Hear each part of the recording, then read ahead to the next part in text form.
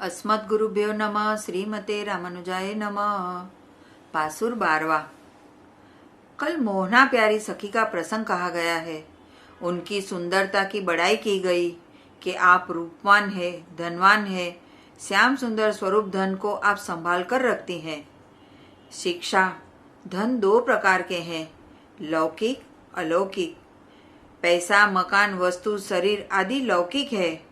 आत्मा का धन दिव्य अलौकिक है। जीव के धन ईश्वर है। आत्मा जीव नित्य है। वह सभी अवस्था में है। जागृत से सुषुप्ति सभी अवस्था में जीव है। उस जीव का धन भगवान है।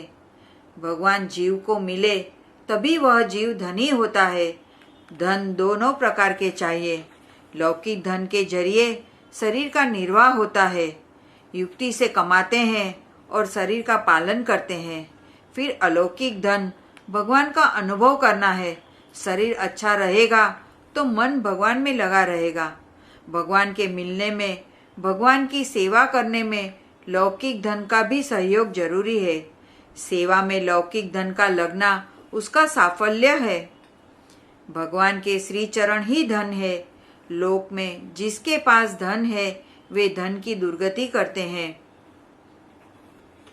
श्री रामानुज स्वामी जी ने स्वर्ण धन किस वस्तु को माना? उन्होंने भगवान के श्री युगल चरण, श्री चरणों को स्वर्ण मान उनमें व्यामोह किया। अच्युत के पदाम्बुज को स्वर्ण धन मानकर उन्हीं में व्यामोह होना चाहिए। भगवान के श्री चरणों को छोड़ सारे 14 लोकों की वस्तु तृण, घास, कचरा समझ त्याग दिया। ऐसे श्री रामानुज स्वामी के साथ भगवान ने क्या किया? उनकी गोद के बालक रत्न बने। जो भगवान को ही खजाना धन मानता है, भगवान पर न्योछावर होता है, उसको भगवान भी अपना धन मानते हैं तथा उसके ऊपर न्योछावर होकर रहते हैं। श्री गोदम्बा जी मोहना प्यारी सखी से कहती हैं, अनादि के प्राण प्यारे हमारे प्राण धन से हम बिछड़े हुए हैं, उनसे अब मिलना है। आप मोहन की परम प्यारी हैं, आप आगे चलिए। प्रभात होने की पहचान बताती हैं। बछड़े उठ गए हैं। गायें हुंकार करती हुई बछड़ों को प्यार करती हैं। वे सखी कहती हैं, गाय को रोग हुआ होगा, इसी से कहरती है।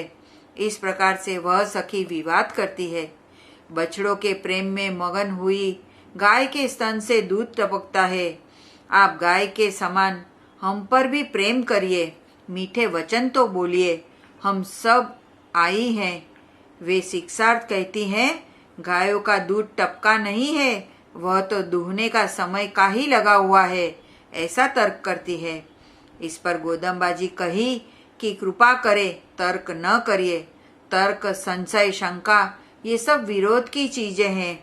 महात्मा श्री तुकाराम जी ने कहा है, भगवत प्राप्ति में संशय तर्क बहुत विरोधी होता है, महान हानिकारक है। तार्किक का संग शरणागत भागवतों को कभी नहीं करना चाहिए। प्राइवेट, निजी गुप्त धन छिपा कर ही रखा जाता है। लोक में भी माँ बाप प्राइवेट धन छिपा कर रखते हैं। कठिन समय पर ही पुत्र को देते हैं। अपनी निष्ठा, प्रेम भाव, स्नेह, मंत्र, मंत्रार्थ ये अपना खजाना अपने को खास छिपा कर रखना है, संभाल करके। जगत में चतुर बनने वाले ही ज्यादा धोखा खाते हैं। यथार्थ चतुरता की वस्तु ही न्यारी है। चतुर अपने को लोग आजकल मानते हैं, पर मुंह पर रोशनी नहीं है। ऐसों से भगवान दूर ही रहते हैं। भगवान तो भोले भाले को ही चाहते हैं। वृज के गोप ग्वालिन बड़े भोले भाले थे। श्री कुंती जी ने भगवान से यही मांगा, गरीबी और भोलापना। भोले भाले गोप गोपियों की विजय हुई। उन्हें भगवान भली प्रकार से मिले और चतुर कहाने वाले ब्रह्मा तथा इंद्र की हानि हुई। जो लोग मुमुक्षु भाविक हैं, उन्हें तो संसार में नामी पंडित कहाने वाले चतुरों से सदा दूर रहना चाहिए, नहीं तो धोखा है। इसीलिए कृपा करके श्री रामानुज स्वामी जी ने 72 वाक्य में शिक्षा दी है कि श्री तत्वत्रय, श्री मंत्रत्रय का अर्थ जनाने बताने वाले का ही संग करना चाहिए और दुनिया के तार्किक उपायांतरियों का संग कभी नहीं करना चाहिए, अकेले ही रहना चाहिए, समय नहीं है। मुमुक्षु को चाहिए कि सीधे रहते हुए वाद वितर्क में फिजूल समय न बितावे और न ऐसे लोगों के समीप जाकर उनकी वृथा बकवास ही सुने। किसी के पास परवश बैठना पड़े तो वहां से मौका पाकर गुपचुप बहाने से चल देवे। जो तर्क वितर्क संशय करते हैं वे लोग ठगे हैं, पता भी न चलेगा, जेब काट लेवेंगे। अपने पास का गुप्त धन बचाना है ना अपने को। श्री गोदम्बाजी श्री जी हैं। वे सखी मोहना प्यारी को श्री लगाकर बोलती है, श्रीमती आपके भाई भगवान के मित्र है, वे श्रीमान है, आप श्रीमती है। भगवान की तरफ चलते ही विभीषण जी को वाल्मीकि मुनि जी ने श्रीमान पद प्रदान किया। गजेंद्र डूब रहा था। उस समय भगवान का नाम लिया कि श्री व्यास जी महाराज ने गजेंद्र को श्रीमान पद दिया। श्री गोदम्बाजी कहती हैं, देखिए मेघ जल बरसना ही चाहता है। ऐसा कहने से गुप्त भाव श्याम सुंदर भगवान का दर्शन मिलन शीघ्र ही होगा। मेघ की बूंदे गिरती है ऐसा कहती हैं तो उत्तर मिला कि कहाँ खड़ी हो, अंदर आ जाइए। सब मिलकर प्रेम से संकीर्तन गान करती है। मोहना प्यारी सखी मग्न है, शिथिल होकर रह गई है। धन्य है उसको कि जो भगवत नाम गान सुनकर गदगद रोमांचित हो उठे और शिथिल हो जाए।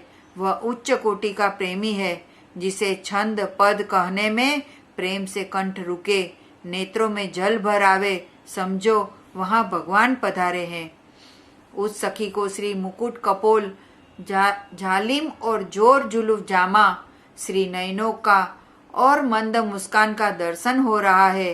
अपार शोभा देखती अनुभव दर्शन करती है। श्री गोदम्बाजी कहती हैं, बहिन मुंह ढांकती है। वह सखी लंबी सांस लेती है, लेटी है, स्वांग करती है, बहाने से परमा आनंद अनुभव में है। श्री गोदम्बाजी कहती हैं, उठो बहिन, किवाड़ खोलो। हल्ला न मचाते हुए इशारे में धीरे से बुलाना होता है। सब सखियां संकीर्तन गान करती है, प्रेम मधुरता से संकीर्तन कर रही है। वह सखी तो भगवत साक्षात अनुभव आनंद कर रही है। श्री गोदम्बाजी कहती हैं, दुनिया में आकर लेने की खास चीज जिसने ले लिया वही चतुर है। एक धनवान मालिक ने अपना खजाना खोल दिया। वह कहता है, जिसे जो लेना हो वह 10 मिनट में लूट लो। चतुर वही है जो कीमती चीज खजाने से ले लेवे, आलस्य न करे। ऐसे ही भगवान को ले लेना है। असली चीज धन श्याम सुंदर भगवान है, वे ही श्रेष्ठ आखिरी फल है। उनसे मिलने की चाहना कसक होनी चाहिए। सीमित समय है, सखी उठो। वह कहती हैं, एक बार और कीर्तन सुनाओ तो चले। फिर से सब सखियां कीर्तन गान करती हैं। सखी मगन होकर उठकर चली आई, सभी के बीच में बैठकर कीर्तन करने लगी।